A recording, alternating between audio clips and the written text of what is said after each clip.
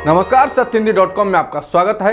एक नजर अब तक की सुर्खियों पर। सुशांत सिंह राजपूत को लेकर महाराष्ट्र में सत्ताधारी पार्टी शिवसेना और फिल्म अभिनेत्री कंगना रनौत के बीच शुरू हुआ विवाद अब नए स्तर पर पहुंच गया है।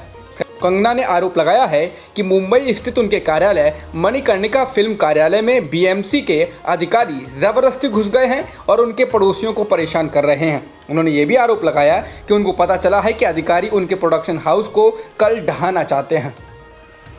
कंगना का नाम लिए बिना आज महाराष्ट्र के सीएम उद्धव ठाकरे ने उन पर निशाना साधा। सदन के पहले दिन में शिवसेना के विधायक अनिल राठौड़ को श्रद्धांजलि देते हुए उन्होंने कहा कि कुछ लोग बाहर से आते हैं और यहां आकर अपनी रोजी रोटी कमाते हैं, लेकिन इस शहर के लिए उनमें सम्मान का भाव नहीं होता है। लेकिन अनिल जी सच्चे शिव सैनिक थे। वो राजस्थान से आए थे और उन्होंने महाराष्ट्र को अपना घर बनाया था। महाराष्ट्र की उद्धव ठाकरे सरकार के साथ खुलकर जोर आजमाइश में जुटी फिल्म अभिनेत्री कंगना रनौत को केंद्रीय गृह मंत्रालय ने सोमवार को Y+ श्रेणी की सुरक्षा उपलब्ध कराई है। इसके बाद अब कंगना की सुरक्षा में 11 सुरक्षाकर्मी रहेंगे, जिसमें कमांडो भी शामिल हैं। कंगना ने इसके लिए केंद्रीय गृह मंत्री अमित शाह का आभार जताया है। केंद्र सरकार ने अभिनेत्री कंगना रनौत को Y+ लेवल की सुरक्षा मुहैया कराने का फैसला किया है, जिस पर महाराष्ट्र सरकार ने हैरानी जताई है। महाराष्ट्र के गृह मंत्री अनिल देशमुख ने इस फैसले पर प्रतिक्रिया देते हुए कहा है, मुंबई या महाराष्ट्र जो भी उसका अपमान करता है, ऐसे व्यक्ति को केंद्र शासन Y+ की सुविधा देता है। ये बहुत ही आश्चर्यकारक और दुखकारक है। महाराष्ट्र कोई राष्ट्रवादी कांग्रेस पार्टी, शिवसेना और कांग्रेस का ही नहीं है, भाजपा का भी है, पूरी जनता का है। कैब चलाने वाले एक मुस्लिम शख्स की बुलंदशहर से लौटते वक्त रविवार रात को जिला गौतम बुद्ध नगर के बादलपुर थाना क्षेत्र में हत्या कर दी गई। शख्स के बेटे का आरोप है कि उसके पिता की मॉब लिंचिंग की गई है। पुलिस मॉब लिंचिंग के आरोप से इनकार कर रही है और इसे आपराधिक घटना बना रही है। मृतक का नाम आफ्ताब आलम था। आफ्ताब आलम के बेटे मोहम्मद साबिर ने पत्रकारों को बताया कि मेरे पापा एक पर्सनल क्लाइंट को लेकर गुड़गांव से बुलंदशहर गए थे। जब वे उन्हें ड्रॉप करके वापस आ रहे थे तो 2-3 लोग आगे तक छोड़ने की बात कहकर जबरदस्ती गाड़ी में बैठ गए।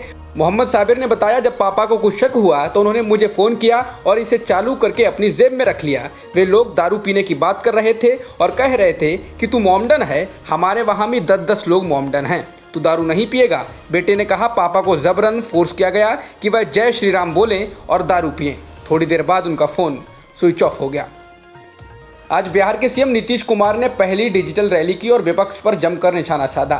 सूबे के मुखिया ने कोरोना टेस्ट से लेकर बिजली पर अपनी सरकार के काम गिनाए और विपक्षियों पर हमला किया। उन्होंने कहा कि बोलने वाले तो कुछ भी बोलते रहते हैं, उन्हें तथ्यों की जानकारी तो होती नहीं। बिहार में अब घर घर बिजली आ गई है, ऐसे में लालटेन की जरूरत नहीं है। बिहार चुनाव से पहले एनडीए में टूट के आसार नजर आने लगे हैं और इसी को लेकर आज गठबंधन में सहयोगी एलजेपी की बैठक हो रही है। दिल्ली में हो रही बैठक की अध्यक्षता पार्टी प्रमुख चिराग पासवान कर रहे हैं। माना जा रहा है कि बैठक में तय किया जाएगा कि आगामी विधानसभा चुनाव जेडीयू के खिलाफ लड़ा जाए या नहीं। भारत ने हाइपरसोनिक टेक्नोलॉजी डेमोन्स्ट्रेटर देश में तैयार करने में कामयाबी हासिल की है। इसे डीआरडीओ ने तैयार किया है। आज इसका परीक्षण सफल रहा है। इसे स्क्रैम जेट इंजन की मदद से लॉन्च किया गया। भारत ये तकनीक हासिल करने वाला दुनिया का चौथा देश बन गया है। इससे पहले अमेरिका, रूस और चीन भी ये तकनीक तैयार कर चुके हैं। सरकारी सूत्रों के मुताबिक भारत अब अगले 5 साल में हाइपरसोनिक मिसाइल तैयार कर सकेगा। हाइपरसोनिक मिसाइलें 1 सेकंड में 2 किलोमीटर तक वार कर सकती हैं। इनकी रफ्तार ध्वनि की रफ्तार से 6 गुना ज़्यादा होती है। सुशांत सिंह राजपूत के मामले में ड्रग एंगल की जांच कर रहे नारकोटिक्स कंट्रोल ब्यूरो यानी एनसीबी द्वारा गिरफ्तार किए गए 2 आरोपी अपने बयानों से पलट गए हैं। उन्होंने कहा कि एनसीबी ने उन पर दबाव बनाकर जबरन बयान रिकॉर्ड किए थे। बता दें, इन्हीं दोनों के बयानों के आधार पर एजेंसी ने रिया के भाई शौबिक को गिरफ्तार किया था। इन दोनों के नाम जैद विलातरा और अब्दुल बासित हैं। इन्होंने एजेंसी को दिए अपने बयान में पहले कहा था कि ये दोनों सुशांत के घर के मैनेजर सैमुअल मिरांडा को गांजा सप्लाई करते थे। राजस्थान हाईकोर्ट ने बड़ा फैसला दिया है। हाईकोर्ट ने कहा है कि स्कूल कुल फीस का 70% पेमेंट ले सकते हैं। बच्चों के माता पिता को इसका भुगतान अगले साल 31 जनवरी तक 3 किश्तों में करना होगा। राजस्थान सरकार के फैसलों को चुनौती देने वाले प्राइवेट स्कूलों की अपील पर हाईकोर्ट का ये आदेश आया है। रूस के विपक्षी नेता एलेक्सी नवेलिनी कोमा से बाहर आ चुके हैं। डॉक्टरों का कहना है कि उनकी हालत में सुधार हो रहा है। नवेलिनी को नोविचिक नर्व एजेंट जहर देकर मारने की कोशिश की गई थी। उनका इलाज बर्लिन के एक अस्पताल में चल रहा है। भारत में कोरोना संक्रमितों का आंकड़ा 42,08,000 के पार हो गया है। इसके अलावा 71,000 से अधिक लोगों की मौत भी हो चुकी है। फिलहाल एक्टिव मामले 8,86,000 से ज्यादा हैं। बता दें, भारत अब कोरोना प्रभावित देशों की सूची में दुनिया में दूसरे स्थान पर आ गया है। भारत ने ब्राजील को पीछे छोड़ दिया है। अब भारत से आगे केवल अमेरिका ही रह गया है।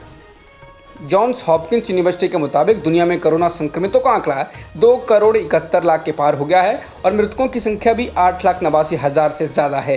फिलहाल 1,93,00,000 से ज़्यादा लोग ठीक भी हो चुके हैं। अब तक की खबरों में इतना ही। बाकी खबरों के लिए बने रहिए सत्यहिंदी.com के साथ।